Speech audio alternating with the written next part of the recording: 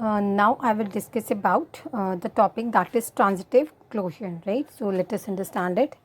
सबसे पहले हम देखेंगे ट्रांजिटिव पेयर्स का मतलब क्या है. तो हमारे पास सपोज कोई भी रिलेशन है जिसमें हमारे पास मल्टीपल पेयर ऑफ एलिमेंट्स हैं. तो अगर आपके पास ऐसा एक पेयर है ए बी, राइट, और एक पेयर है बी सी. अब ये हमने पेयर्स ऐसे लिए हैं कि फर्स्ट पेयर का जो सेकंड एलिमेंट है that must be equal to the second element of first pair, right. तो अगर आपके पास कुछ ऐसे दो पेयर हैं तो उनका जो रिजल्टेंट आएगा that will be A C, right. और इसको हम बोलते हैं ट्रांजिटिव पेयर, राइट.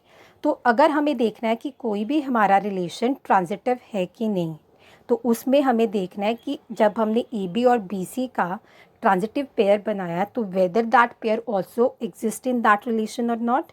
तो अगर तो वो एग्जिस्ट करता है तो इट मीन्स वो ट्रांजिटिव है, अगर नहीं करता है तो इट मीन्स वो ट्रांजिटिव क्लोजर नहीं है, राइट. जैसे एग्जांपल में आप देखो, ये हमने एग्जांपल लिया, कोई रिलेशन आर है जिसमें मल्टीपल एलिमेंट्स हैं. तो हमने यहाँ पे कुछ पिकअप किए हैं पेयर्स 1 3 और 3 1, ये वाला और ये वाला. तो इसका जो रिजल्टेंट आएगा दैट विल बी 1 1.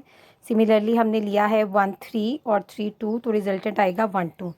अब यहाँ पे आप देखो 1 1 आंसर आया तो that is there in R, so there is no problem, right. But अगर आप 1 2 की बात करते हो it is not present in R, तो हम कहेंगे आर हमारा ट्रांजिटिव नहीं है, राइट. अब हम वॉर्शियल एल्गोरिदम के थ्रू हम फाइंड आउट करेंगे कि कौन से जो हमारे पेयर्स हैं that are preventing my relation to become transitive, और वो वाले पेयर्स को हम एड अप करेंगे, राइट. So let's start.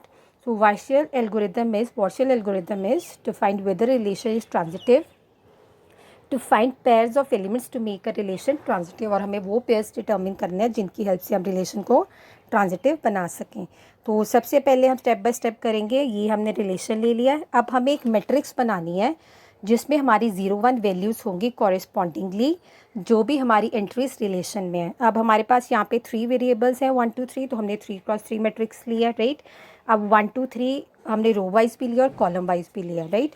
तो हम देखेंगे अब 1 1 जो है इट मीन्स उसकी वैल्यू 1 आएगी, because first row first column की वैल्यू 1 1 1 का मतलब है 1.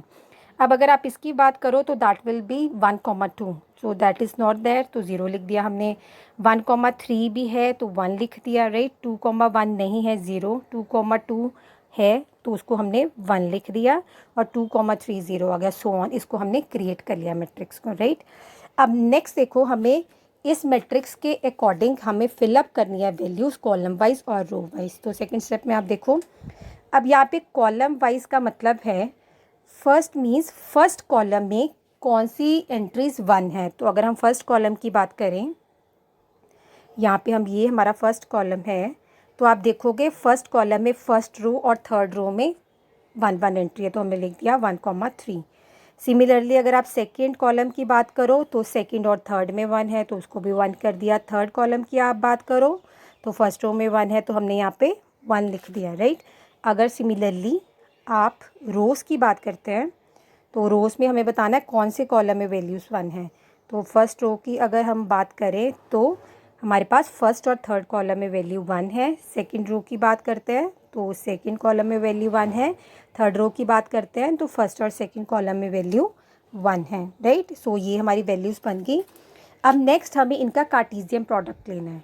तो कार्टेशियन प्रोडक्ट में बेसिकली हम क्या करेंगे, जो फर्स्ट एक्सप्रेशन है उसकी सभी वैल्यूज़ को सेकंड एक्सप्रेशन की वैल्यूज़ के साथ मल्टीप्लाई करेंगे. तो जैसे आप देखिए, अब मेरे पास था 1 3 को मुझे मल्टीप्लाई करना है 1 3 से, राइट. मीन्स हमें इनका लेना है कार्टेशियन प्रोडक्ट. तो पहले हम करेंगे 1 1, उसके बाद फर्स्ट कॉलम की वैल्यू को ही सभी लोअर वैल्यू से मल्टीप्लाई करना है. सो 1 3. अब उसके बाद 3 की टर्न आएगी तो 3 1 एंड 3 3, राइट. तो इस तरीके से हम मल्टीप्लाई करेंगे. तो अगर जब सेकंड कॉलम की सेकंड की आप बात करते हो तो 2 3 को 2 से मल्टीप्लाई करना था, तो 2 को हमने पहले 2 से मल्टीप्लाई किया, फिर 2 को 3 से, फिर उसके बाद 2 को हमने पहले 2 से मल्टीप्लाई किया, फिर 3 को 2 से मल्टीप्लाई किया, राइट. सिमिलरली थर्ड की बात करें तो 1 को 1 से किया, देन 1 को 2 से किया, तो ये आपका रिजल्टेंट आ गया.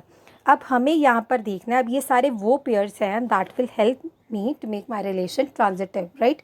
और क्लोजर का मतलब है आपको वही पेयर डिटर्मिन करने हैं जो आपकी हेल्प करेंगे इसको ट्रांजिटिव बनाने में, ठीक है.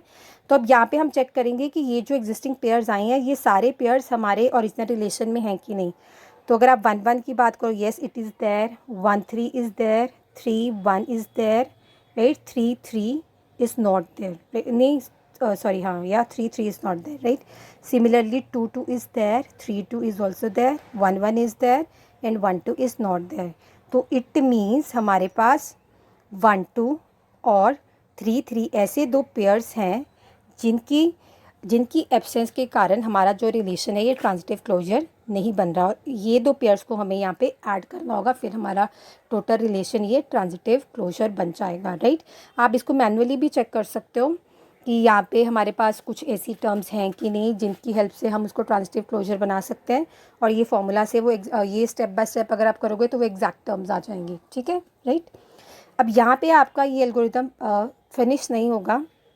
जब आपको दो पेयर्स ऐसे मिल गए, राइट, जो आपके ट्रांजिटिव बनाते हैं उसको, फिर आप क्या करोगे, नेक्स्ट वो वाले पेयर्स को अपने रिलेशन में ऐड कर दोगे और फिर से वॉर्शल एल्गोरिदम को आप सॉल्व करोगे, राइट. आप तब तक वॉर्शल एल्गोरिदम को सॉल्व करते रहोगे अंटिल आपके पास जब जो कोई एक्स्ट्रा पेयर्स वो ज़ीरो आ जाए, जिनकी मतलब कोई आपके पास पेयर्स ऐसे ना बचें जो आपके रिलेशन में नहीं है और जो कि प्रिवेंट कर रहे हैं आपके रिलेशन को ट्रांजिटिव होने में. तो यहाँ पे जब मैंने 3 3 और 1 2 को ऐड किया तो उसके बाद हम फिर से ये स्टेप्स फॉलो करेंगे और फिर से देखेंगे कोई पेयर ऐसा तो नहीं है जिसकी एब्सेंस अभी भी है. तो जब तक आप एट द एंड पहुँच जाओगे, जब आपके पास 0 एक्स्ट्रा पेयर्स आ जाएंगे, तो आप कह सकते हो कि आपका रिलेशन जो है वो ट्रांजिटिव बन गया है.